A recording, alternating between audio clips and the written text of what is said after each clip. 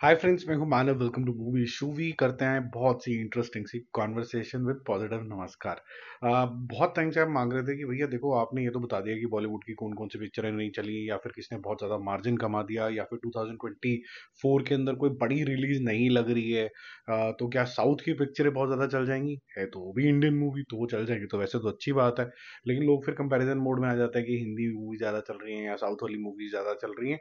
तो उसके लिए एक रिक्वेस्ट आई थी कि जी पैन इंडिया मूवी जो ट्रूली जिसको कह सकते हैं पैन इंडिया, और हिंदी में भी वो अवेलेबल होंगी, और पूरे भारत महान में कम से कम दो चार लैंग्वेज के अंदर वो रिलीज होगी, और पॉपुलर जो फेसेस हैं उनके साथ होगी। जैसे प्रभास हो गए, अल्लू अर्जुन हो गए, नीचे जूनियर एनटीआर हो गए, आप रामचरण को भी कह सकते हो।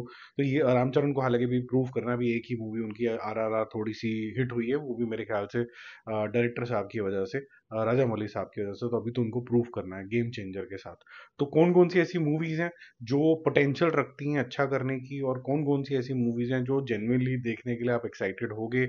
और हिंदी बेल्ट की हम यहाँ पर बात करेंगे कि क्या उसका रिजल्ट निकलेगा, और ओवरऑल में जहाँ वो मेन लैंग्वेज के अंदर है वहाँ क्या रिजल्ट निकलेगा। तो आप द गोट टाइप के बारे में तो जान ही चुके हो, वहाँ पर मलयालम मूवी है, बहुत ही बढ़िया कर चुकी है। तो ये एक पैन इंडिया जेन्युइनली बड़ी मूवी थी, और इसको ग्लोबल रिकग्निशन एक कह सकते हैं कि मिला है। और उसके बाद फिर मैं अब स्क्रॉल कर रहा हूँ और मैं आपको बताता हूँ कि और कौन सी बड़ी रिलीज है। नाग अश्विन की कल की एक बड़ी रिलीज है जून के अंदर। और ये जो मूवी है, ये कह सकते हैं कि इसका इंटरेस्ट लेवल काफ़ी ज़्यादा ज़बरदस्त है। जिस तरीके के इसके एसेट्स हैं, जिस तरीके से अभी तक कैरेक्टर को डेवलप किया गया है और हमारे सामने पेश किया गया, और एक एक कैरेक्टर को पेश करते चले जाएंगे। आईपीएल का जो अलग से टीजर था वो भी काफ़ी अच्छा था। मेरे ख्याल से इसको लेके काफ़ी ज़्यादा एक्साइटमेंट होने वाली है। ऑफ लेटली जितनी भी प्रभास की मूवीज आई, वहाँ पर 100% कन्विक्शन नहीं थी, बट इसके अंदर अभी तक 100% कन्विक्शन है लोगों की।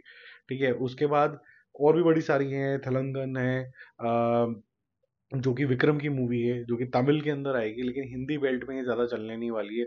ये वैसे ही इसका मंजूमल बॉयज जैसा हाल होगा कि तमिल के अंदर ये बहुत ज़्यादा अप्रिशिएट होगी, इंडिया से बाहर ओवरसीज बहुत ज़्यादा कलेक्शन आ जाएगा, और इसकी लुक भी बहुत ज़्यादा ज़बरदस्त लग रही है। लेकिन हिंदी में जब तक हम लोग रियलाइज़ करेंगे इस तरीके की मूवी के बारे में, तब तक ये थिएटर से उतर चुकी होगी। फिर उसके बाद और नीचे चलते हैं, देखते हैं और क्या रिलीज हो रहा है। फिर सिग्निफिकेंट जो रिलीज हो रहा है वो है पुष्पा टू द रूल।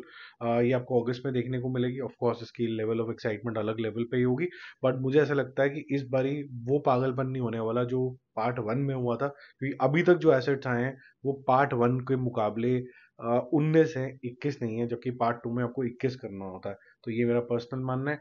फिर है दीवारा, जिसके अंदर हम ये कह सकते हैं कि जूनियर एनटीआर अब ये अपना रूप दिखाएंगे कि भाई मैं बिना लेट्स से राजा मौली के सपोर्ट के भी एक अच्छी पिक्चर डिलीवर कर सकता हूँ। इसको लेके मार्केट बहुत ज़्यादा गर्म है।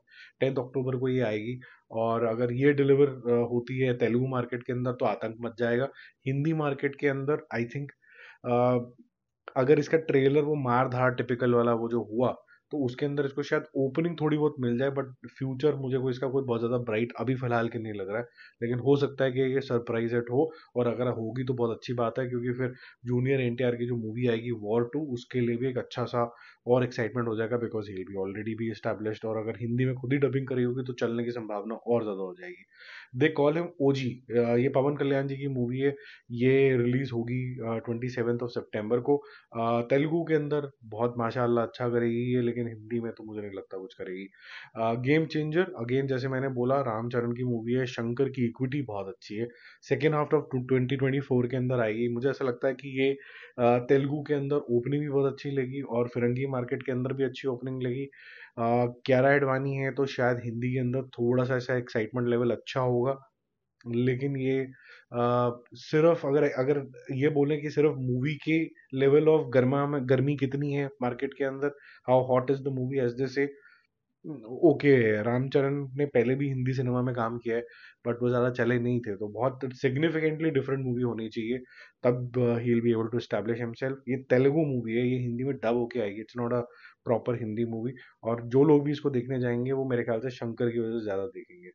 फिर बताइए, जो रजनीकांत साहब की तमिल मूवी आ रही है वो हिंदी में कोई ज़्यादा चमकने नहीं वाली। मेरे ख्याल से फिर इंडियन टू आएगी, जो कि शंकर की अगेन मूवी है, जो सेकेंड हाफ में आएगी, कमल हसन की मूवी। ये थोड़ा पोटेंशियल रखती है, लेकिन अगेन जिस तरीके से ये मार्केट हुई है अभी तक, इंडियन बहुत ज़्यादा लोगों को नहीं पता है हिंदी मार्केट के अंदर, तो इसका थोड़ा डिफिकल्ट है। प्रभास की एक और मूवी सेकेंड हाफ में आने की उम्मीद है, जो कि है द राजा साहब।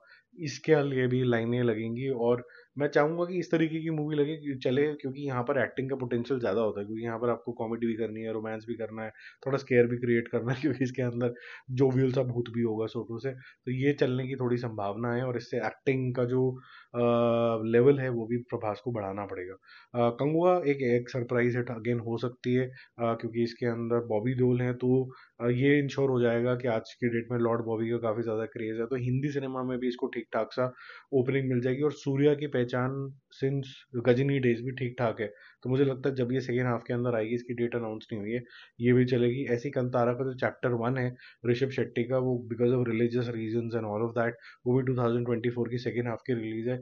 ये भी ठीक ठाक मेरे ख्याल से अट्रैक्शन तो लेगी।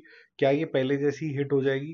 देखो, पहले जितनी भी मूवीज इस तरीके की हिट हुई हैं, वहां पर एक फॉर्मूला भी था कि नॉर्मल आप एक typical action south Indian movie बनाओ, और एंड में या फिर स्टार्टिंग में कुछ भगवान जोड़ दो, तो वो फॉर्मूला चल जाता था। अब ये थोड़ा सा एक्सपोज हो रहा है, तो इस मूवी को बहुत बेहतरीन होना होगा, तब कंतारा चैप्टर 1 जो है वो कहीं ना कहीं दिलों में घर करेगी। फिर उसके बाद है हरा वीरूमला। इसका टीजर भी आया था, मैंने आपके साथ शेयर भी किया था उसका रिएक्शन। पवन कल्याण की मूवी है, इसके अंदर क्योंकि बॉबी देओल हैं, लेकिन इसका टीजर बहुत ज़्यादा मेरे ख्याल से सब ऑप्टिमल आया, तो हिंदी मार्केट में इसका क्रेज बनना थोड़ा सा डिफिकल्ट है। मुझे नहीं लगता कोई बहुत ज़्यादा चलने वाली है ये हिंदी मार्केट के अंदर। तेलुगु मार्केट के अंदर पवन कल्याण जी को बहुत मानते हैं, तो वहाँ चलेगी ये। उसके बाद आ रही है 2025 के अंदर यश की टॉक्सिक।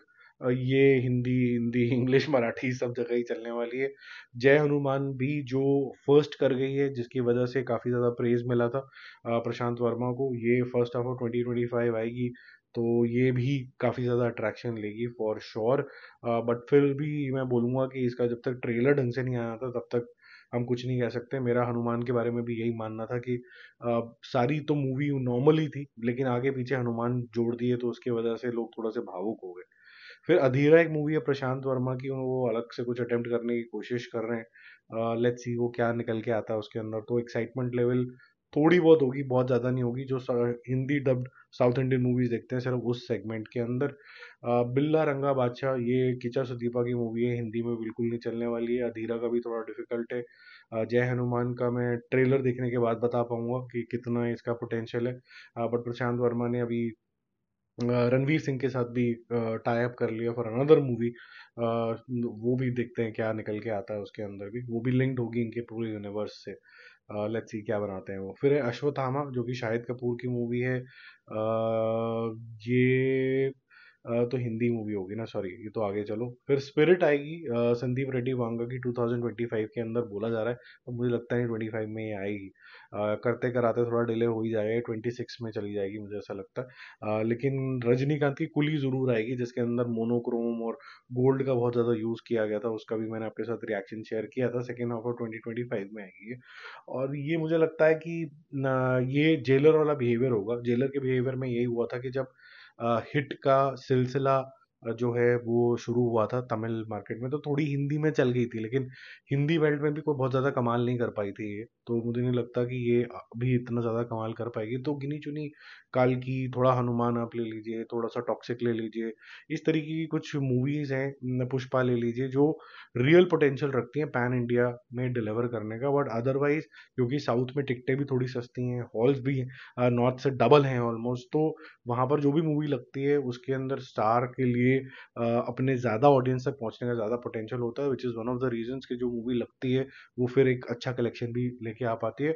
और वहाँ की जो एग्जीबिटर्स है उनकी फाइट अभी और चल रही है कि हमारे पास हॉल्स भी है, सब कुछ है, तो हमें थोड़ा रेट और बढ़ाना है। जब ये रेट बढ़ जाएगा थोड़ा सा और बेहतरीन कलेक्शन होनी शुरू हो जाएंगी, स्पेसिफिकली तेलुगु मार्केट के अंदर। बाकी जल्दी मिलेंगे और रिव्यूज़ और अपडेट्स के साथ। Stay connected, bye bye.